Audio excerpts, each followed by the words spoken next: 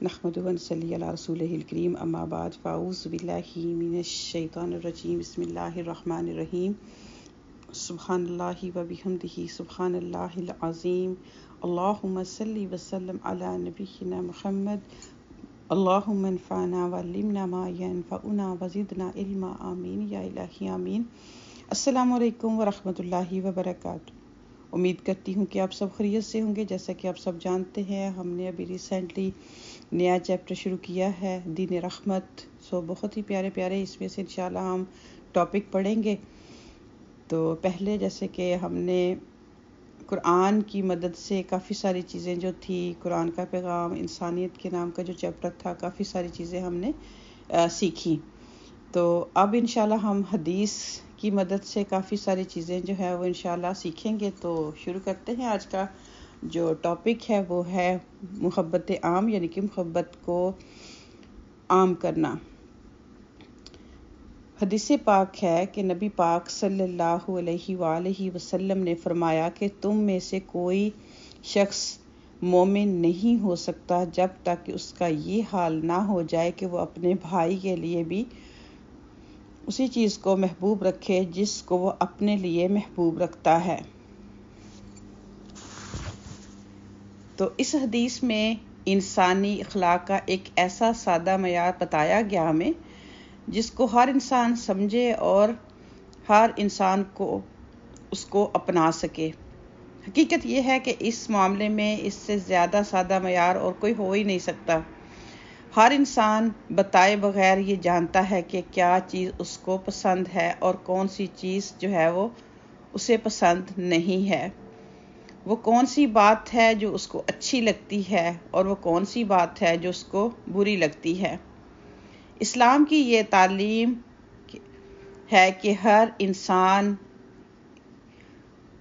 اسے جانے پہچانے معیار کو دوسروں کے لیے بھی اختیار کرے۔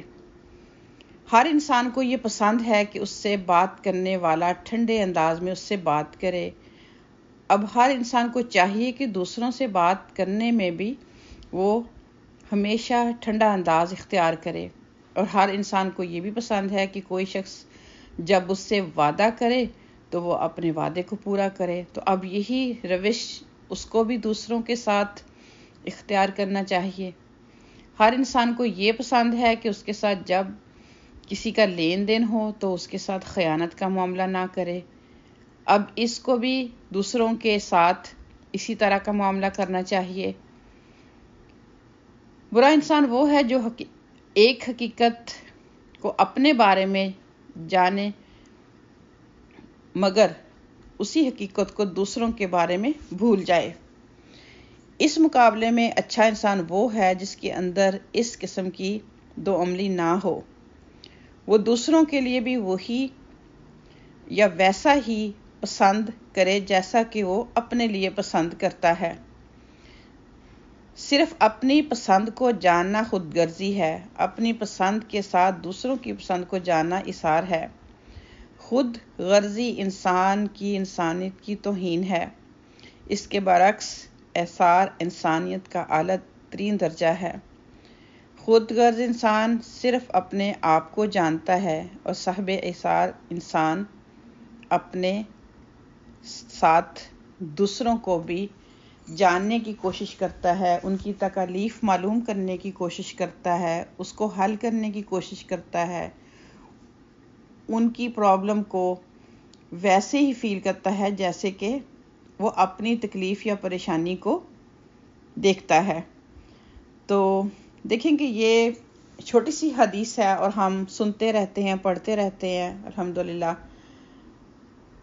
تو اس میں کوئی ایسی مشکل بات نہیں ہے کہ ہم کہیں کہ ہمیں سمجھ نہیں آتی، ہم اس کو کیسے اپلائی کریں، کیونکہ سب سے زیادہ اگر انسان کسی چیز کو جانتا ہے تو وہ اپنے آپ کو جانتا ہے نا۔ تو اب آرام سے، جیسے کہ ہم نے پچھلے لیکچر میں بات کی تھی کہ انسان جب اپنے بارے میں جو چیزیں پسند کرتا ہے جو اس کو تکلیف دیتی ہیں تو ان کو جب چھوڑتا ہے تو پھر دوسروں کے بارے میں اچھا سوچنے لگتا ہے، تو پھر بہت سارے جو ہے وہ معاشرے کے مسائل جو ہیں وہ دور ہو جاتے ہیں۔ تو اب دیکھ لیں ہمیں کرنا یہی ہے کہ لسٹ بنائیں اپنی اپنی کہ ہمیں کون کون سی چیزیں جو ہے وہ تکلیف دیتی ہیں، کون سی چیزیں ہمیں پسند ہیں، کون سی چیزیں ہمیں پسند نہیں ہیں.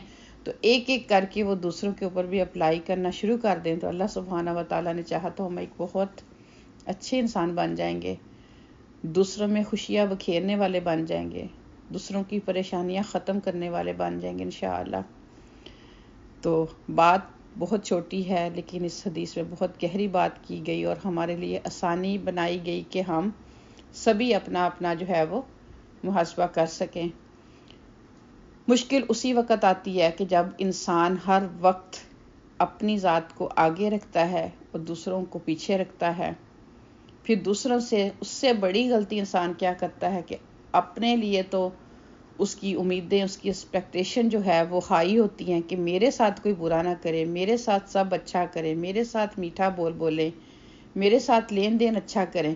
لیکن جب اس کی اپنی باری آتی ہے تو یہ چیزیں جو ہوتی ہیں وہ الٹ ہو جاتی ہیں. تو یہیں سے ہماری جو ہے وہ معاشرے میں خرابیاں شروع ہو جاتی ہیں، لڑائیاں ہوتی ہیں، ناراضگیاں ہوتی ہیں. تو اللہ سبحانہ تعالیٰ سے دعا ہے کہ اللہ تبارک و تعالیٰ ہمیں ایک اچھا مسلمان اور اچھا انسان بننے کی ہمت اور توفیق عطا فرمائے.